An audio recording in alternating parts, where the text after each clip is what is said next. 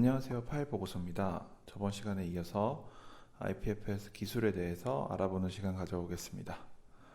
시작하기에 앞서서 파일코인을 말하면 꼭 이 파일코인과 IPFS 기술이 이제 좀 같다고 보는 시각이 많습니다. 사실 이 IPFS와 파일코인에는 엄격한 기준과 차이가 있습니다. 이 두 프로젝트 간의 관계에 대해서 좀 알아보면 IPFS는 블록체인 프로젝트가 아닙니다.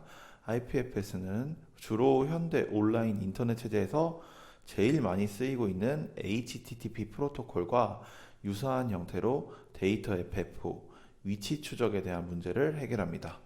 HTTP 프로토콜과 다른 점은 해당 프로토콜은 데이터 지점 간 전송이고 IPFS 데이터는 다지점 전송이 가능하다는 것을 좀 차이점으로 얘기하고 싶습니다.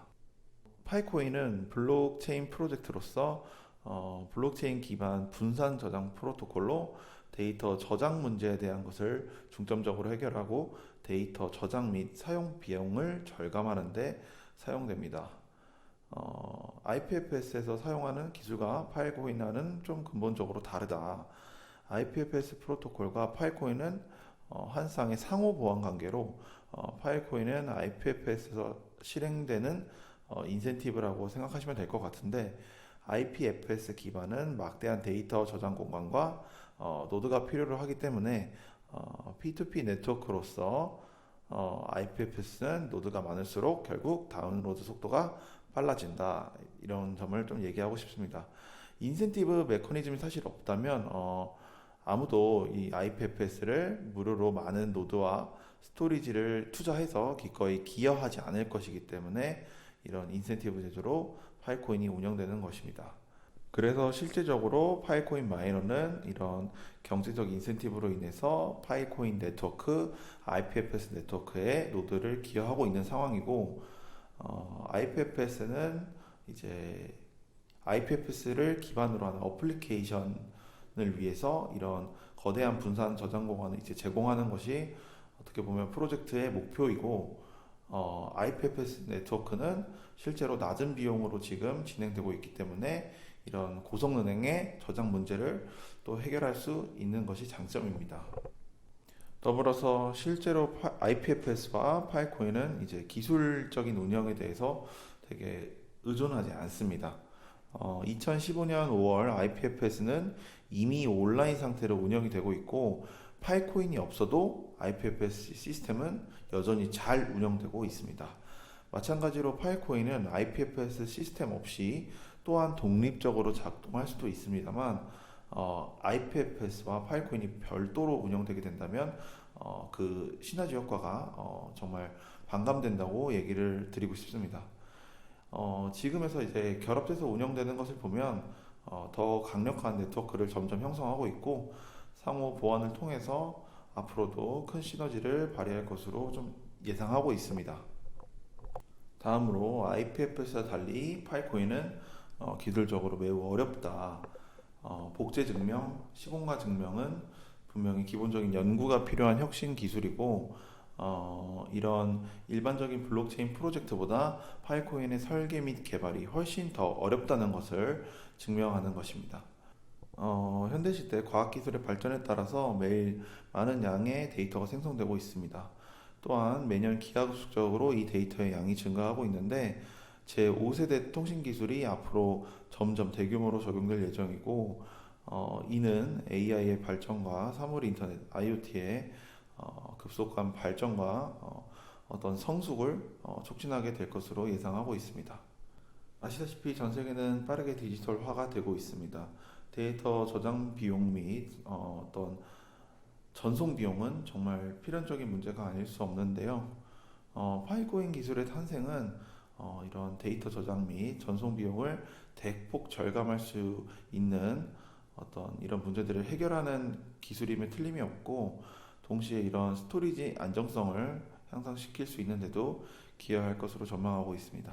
또 수익적인 측면에서 이걸 좀 얘기해 보면 컴퓨팅 파워는 블록체인 시스템에서 이제 마이너의 어떤 기여도를 계산하는 아주 중요한 지표 중 하나인데 전통적인 블록체인 컴퓨팅 파워는 마이닝 머신의 어떤 엄격한 양의 상관관계가 있어서 결국 컴퓨터 속도가 빠르고 컴퓨팅 파워가 셀수록 마이너의 수익이 높아졌습니다.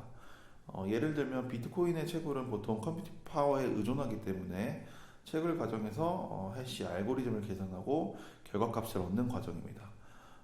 이때 컴퓨팅 리소스 낭비와 많은 에너지 소비가 이루어지기 때문에 채굴자는 결국 마이너는 결국 많은 인센티브를 얻으려면 더 많은 투자, 더 많은 컴퓨팅 파워를 높여야만 인센티브를 많이 받을 수 있었습니다. 하지만 파이코인 프로토콜은 설계 초기에 이런 두 가지 문제점을 좀 고려했는데 파이코인은 많은 계산이 사실 필요하지 않고 전력을 거의 소모하지 않기 때문에 고품질의 네트워크 환경과 어떤 하드디스크에 대한 성능이 더 많이 필요합니다. 파이코인 프로토콜은 이런 더 많은 스토리지 장비와 네트워크 대역폭에 투자하도록 보통 권장되어 있으니까 이런 환경적인 문제나 에너지 자원에 대한 문제점에서도 파이코인이 가지는 이런 시스템의 가치는 정말 높게 평가되고 있습니다. 사실 어떤 저장 장치와 마찬가지로 이런 사실 인터넷 기술에 대한 대량의 대역폭 역시 되게 공평하게 분배되지 않은 문제가 있는데 파이코인은 또한 이 부분도 공평하게 가치를 활용할 수 있도록 각각 사용자 간의 균형을 조정하도록 하고 있기 때문에 네트워크 사용비도 효과적으로 줄일 수 있습니다.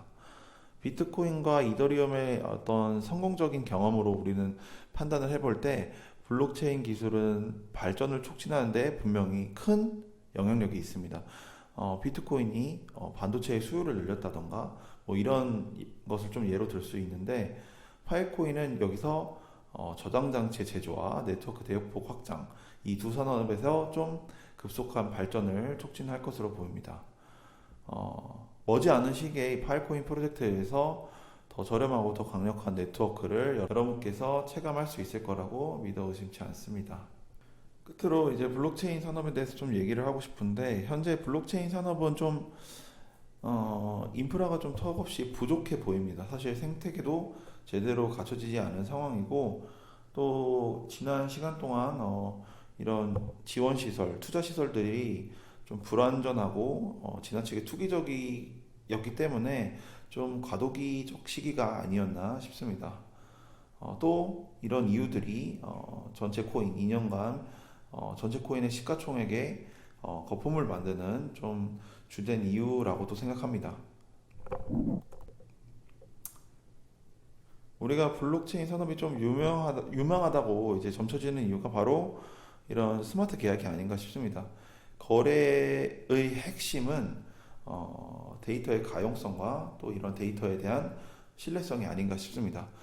여기서 파이코인은 탈중앙화되고 조작을 할 수 없기 때문에 데이터를 위한 최고의 스토리지가 분명히 될 수 있다고 생각하고 우리의 미래 세대에 우리도 그렇고 우리의 미래 세대에 데이터는 정말 핵심 자산 중 하나로 이런 데이터의 신뢰성과 또 확인 작업은 국가 나아가서 이제 전 세계적인 산업의 혁신과 어떤 4차 산업혁명에 대한 변화를 촉진할 수 있을 것 같고 데이터의 힘과 신뢰성이 정말로 잘 구현된다면 우리가 생성하는 모든 데이터들이 우리가 가지는 어떤 자산으로 규명될 것이라고 저는 이제 파일 보고서는 좀 생각하고 있습니다.